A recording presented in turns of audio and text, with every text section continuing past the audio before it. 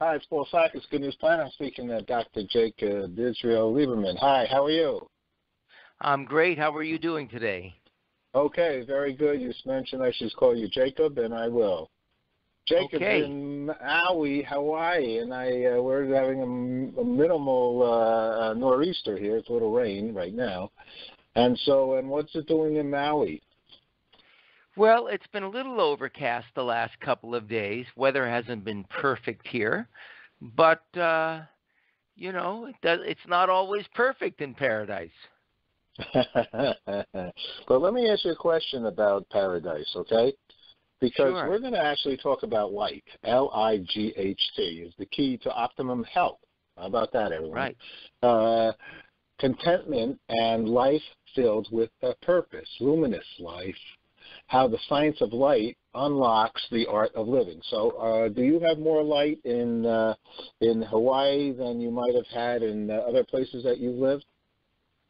There is a lot of light in Hawaii. I also lived in Colorado, where there was about 300 days a year of sunshine. So there's something special about having more light. I mean, we know that, for instance, in the life of plants, what most people don't realize is that our bodies and the bodies of all creatures respond to light in a very, very special way. Our physiology is literally inseparable from the day and night cycle of light and darkness. So when we don't have enough light, obviously people can get depressed and so on, but all of their physiological functions are depressed.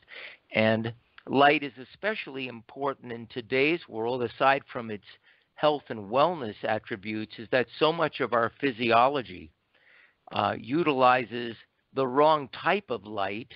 And so when we're on our cell phones and our computers late at night, it can trick our body into thinking that it is a different time than it actually is.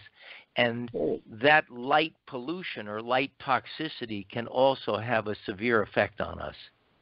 Wow, that's a good one. That's a good. Everybody pay attention to that. So, I mean, I think everyone's sleeping with their phones now, aren't they? And getting up and talking to the phone and looking at it and texting and emailing.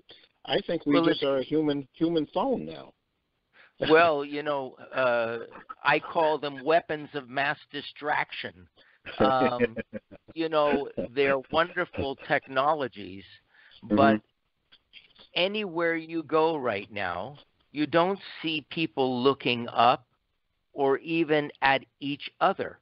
You see them staring into their phones. And of course, their phones are tiny, and our field of vision is designed to be very expansive. So the more that we stare at these phones, the more nearsighted we have, the more vision deterioration we have, the more our vision closes up. And as it closes up, we take in less information, and our lives literally become narrower, smaller. So it's a very significant issue what's happening with technology right now and how it's impacting us, and we really need to find a happy balance. I agree with you. I mean, I think I was much smarter when I used to watch the Three Stooges on television than potentially even watching the Three Stooges on my telephone. I think my mind was open for more knocks on the head. Now, you wrote a book. You could see him in a bigger way. You have a new book, Luminous Life, How the Science of Light Unlocks the Art of Living. So tell us some of the good things. You had research and practice and direct experience, groundbreaking, and you did have a life-changing of something that happened to you in 1976. Okay, so share some of that if you don't mind. Sure. I was classically trained as an optometrist, and I have a second doctorate as a vision scientist. So the area of vision and the area of how light interacts with the eyes has always been an interest of mine since 1971. In 1976, I had a very profound experience after wearing glasses for 9.5 years. I had a sudden shift in my eyesight, which occurred while I was meditating, and we probably don't have time to go into all of the details, but needless to say, my eyesight improved 300%. Really? Before this experience, I would take my glasses off, and I would essentially be able to see the big E on the eye chart. After this experience, I was seeing better than 20/20. But what was really profound about it is that this shift, this significant improvement in eyesight, was not accompanied by any change in my eyes. In other words, if you examine my eyes, you would still find the nearsightedness and the astigmatism. What's fascinating about this is that it occurred instantaneously. It occurred without doing anything or any effort, and it has now lasted for 42 years. I'm 70 years old now.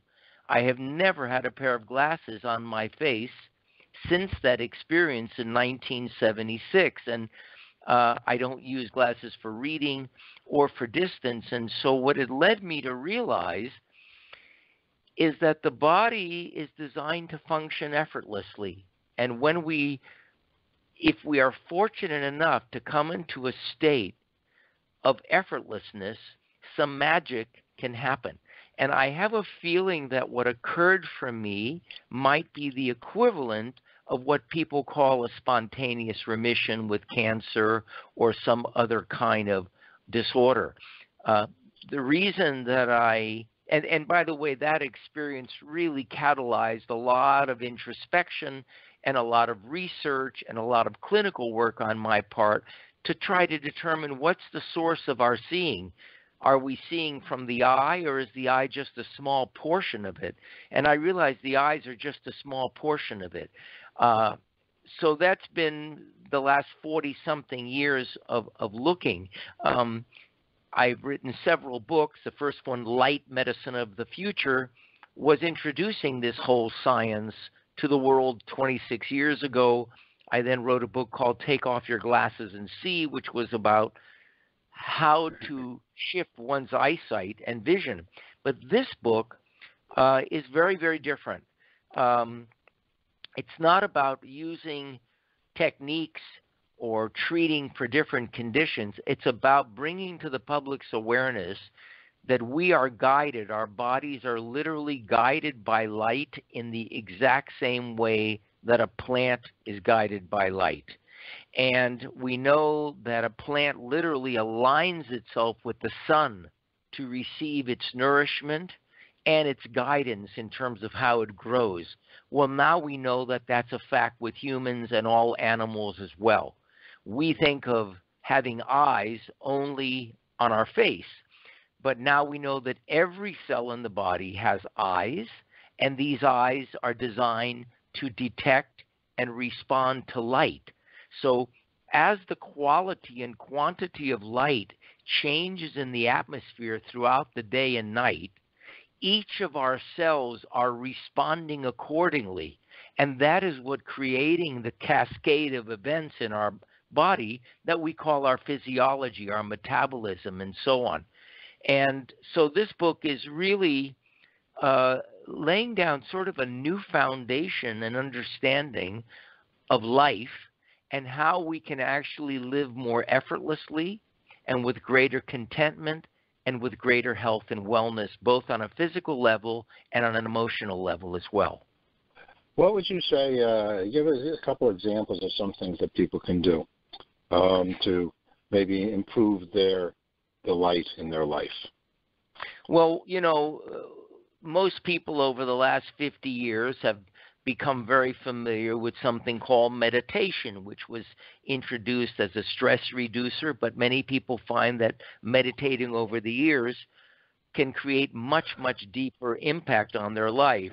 Having meditated, having been introduced to meditation in 1971, I was always intrigued by the impact of this particular practice. But what I found is that most people meditate for 20 minutes, and then there's another 23 hours and 40 minutes during the day, and we go back to doing things our habitual way. So one of the things I introduce in the book is I introduce a very simple 1-minute meditation. that you can do every time you're in the bathroom, that before you eat, before you get out of bed, before you go to sleep at night. Just a minute here when you're sitting on the train going to your office. You can use a minute here and a minute there to keep bringing a sense of quiescence and peace into your life through a very, very simple technique of just noticing how your body expands and contracts when one breathes. Another thing that I mention in the book is I give a very, very simple vision exercise that anyone can do at home, and there's no cost involved in it, that can really help to improve their focus, their reading comprehension, and their reading comfort, as well as their sports performance, just by training their eyes to work together better. And then I mentioned there's an exercise I utilize with color, because I've found that people seem to enjoy certain colors and not others. And what I have found over the last 40 years is the colors that we're not attracted to or that we recoil from have to do with unresolved issues in our life that chronically cause stress for us. So I give a very simple visualization in the book where someone can visualize some of these colors that they're uncomfortable with, gradually become comfortable with them, and as that happens, the stress level in their life reduces rather dramatically. So the information in the book is pretty paradigm shifting. It's very different than anything that I have seen written before. And then these very simple 1-minute exercises like the breath meditation that I mentioned can really make a difference in someone's life. These are the most powerful singular tools that I found for my own life, and I wanted to share them with people because I thought it could help them as well. Great. Let me ask you a question. I've had a couple experiences that, well, what's one I want to share? I worked on the Brain series for PBS back in the 80s, and it was the first big major science series. And one of the things that we did was go down to Bethesda, to the National Institute of Mental Health, and we studied light. And we studied lights for winter depressives, and in which they put grow lights in front of that person. And I think this was, a little bit groundbreaking back in the 80s for us to share that on PBS, okay? And they showed how, and it had a PET scan, and they showed the brain in motion as the light was growing more friendly to the parts of their brain. What do you think in that regard? Are we better off living in light community? Are we better off having more lights? Are there any special kind of lights? Do fluorescent lights not help us? Where do we go with light? The best quality light is sunlight. When you went to NIH, you probably did that special with my old friend Norm Rosenthal, who was the head of the department at that time that was working on seasonal affective disorder, which I wrote about in my first book. When a spark of light interacts with the eye, the whole brain lights up. And the reason is that there isn't a single physiological function that is not light dependent. The healthiest thing is for us to live harmoniously with Mother Nature, which essentially means to be up and working during the day and to be sleeping during the night. The Nobel Prize, October of this last year, in the field of medicine and physiology, was won by 3 U.S. scientists that finally discovered the molecular basis by which our cells are continually adjusting to changes of light and darkness during the day and night, and how that impacts our state of health and state of wellness. So light is the most powerful environmental factor that there is. Whether you look at it from a spiritual point of view, where the Bible refers to something called God as light, or you speak to the most renowned theoretical and quantum physicists in the world and you say to them, what is the fundamental energy in this universe from where life emerges, they'll say that energy is called light. So we cannot live without light. People need to spend time outdoors, especially in places where they could take off their shirt or have larger parts of their body illuminated by light, because most of the major chronic illnesses today, like cancer, heart disease, osteoporosis, diabetes, Alzheimer's, macular degeneration, are all related to sunlight deficiency, to a vitamin D deficiency. So we've become an indoor culture. Prior to the year 1900, over 90% of the public worked outdoors. Now, well over 90% work indoors. And it's very important that we get light in the same way as we would never consider putting our plants in a closet. We know that wouldn't be healthy for them. But we do that with ourselves all day.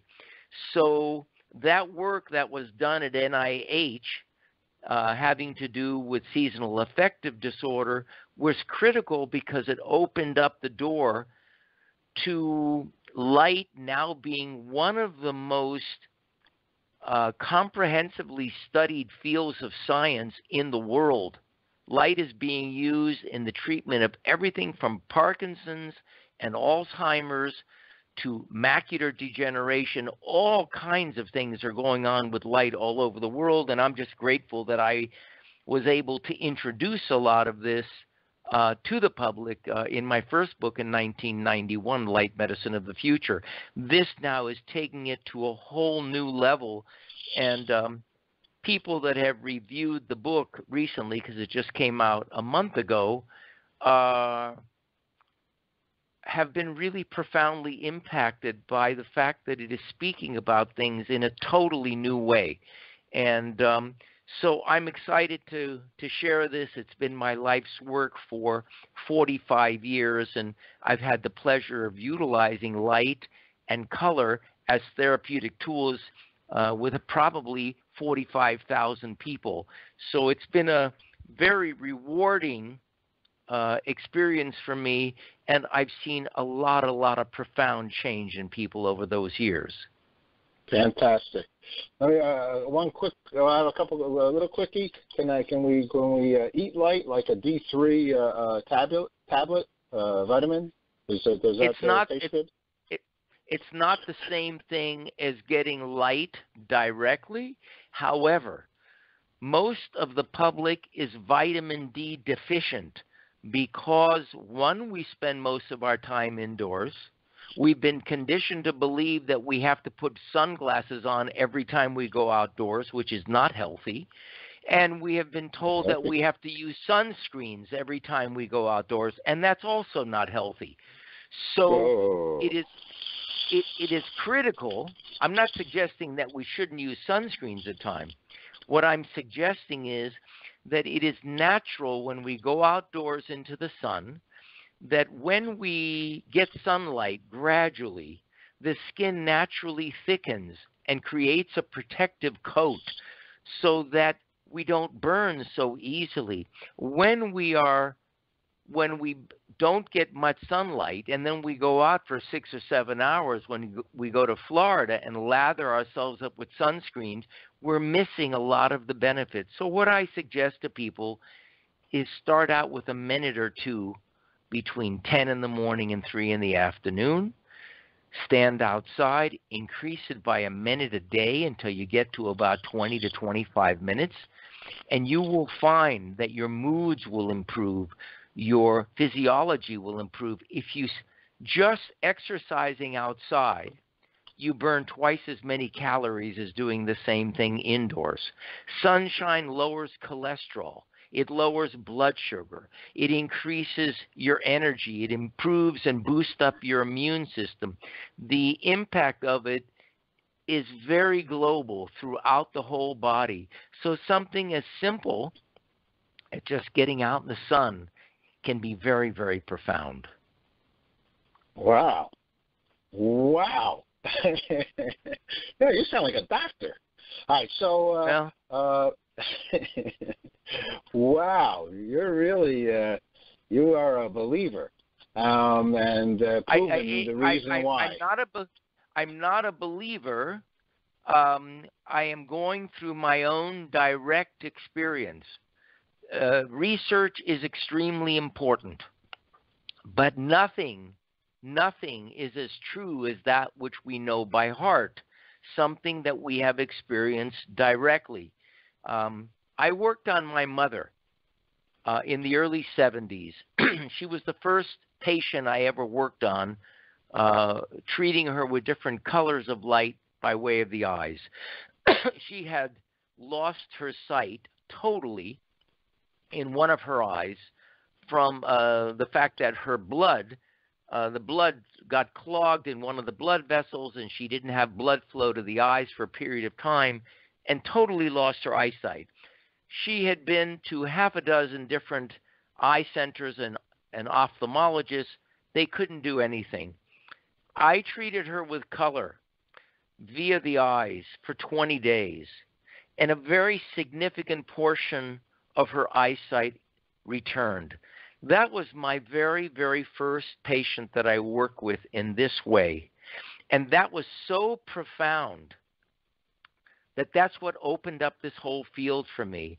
And so I am coming to you excited and inspired because I've discovered something that I was never taught, that I was never told about, that I happened to stumble upon accidentally, and has really been a life changer for me.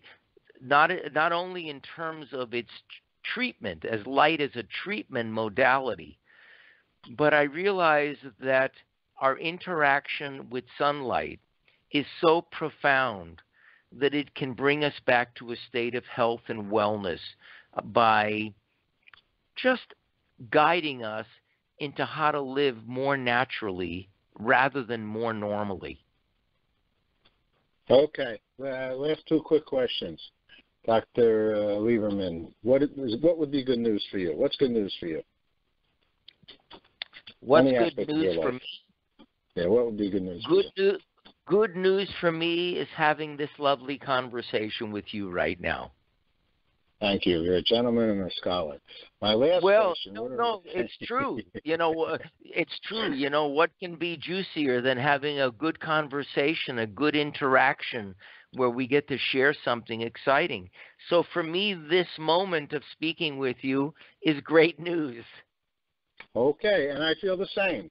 My last question, and I agree with you by far, we're up to now. In fact, I wrote a book called What Does Peace Mean to You? And I'm going to ask you what that is. And I focus on the word now. I know Eckhart Tolle used the word now and was quite successful with it. But I go inside out. I go backwards. N-O-W spelled backwards is W-O-N. So you win, in essence, if you live in the now. Because the past, we all know, is history, right? The future's a mystery, and today's the present. Last question. We're involved with the International Day of Peace. It's September 21st, and I've asked thousands of people, what does peace mean to you? So, Dr. Lieberman, what does peace mean to you? Peace, in Yiddish, the word would be a machaya. It's when you go, there's a sigh of relief. Peace is that feeling that you get when your head hits the pillow at night, and you have that last sigh, and you know there's no concerns, there's nothing else to think about. I can put the day to rest. That is the closest that we get to a sense of peace or contentment. But for me, it's very simple. We have an expression, Paul, that says, we say, oh, it caught my eye. And we take that expression for granted because we never ask, what is the it that is catching my eye? And what I've come to realize as a physician and a scientist is even though we're led to believe that we are looking for things in the world, that our eyes are looking for things, in actuality, it's actually just the opposite of that. Light is looking for the eye, grabs its attention, the eye automatically turns towards that which has called it, that light. In that moment of alignment, that's called presence. That is what you're calling now. That occurs naturally, and in that instance of presence, and another word for that presence is peace, our system receives its guidance so that we can fulfill our purpose for being. Let me make that really practical. When you look at an apple tree, and I say, what's the purpose of that apple tree for living? You'll say, well, obviously, to make apples. The apple tree doesn't have to do anything. Its whole life cycle is guided by light.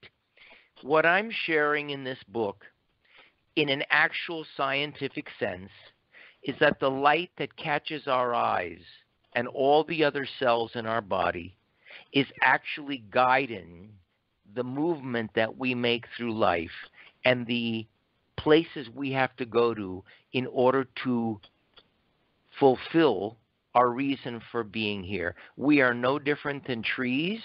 Each of us has a purpose for being, whether it is for me to share a message or for you to ask an important question that allows the best of your of the person you're interviewing to come forth.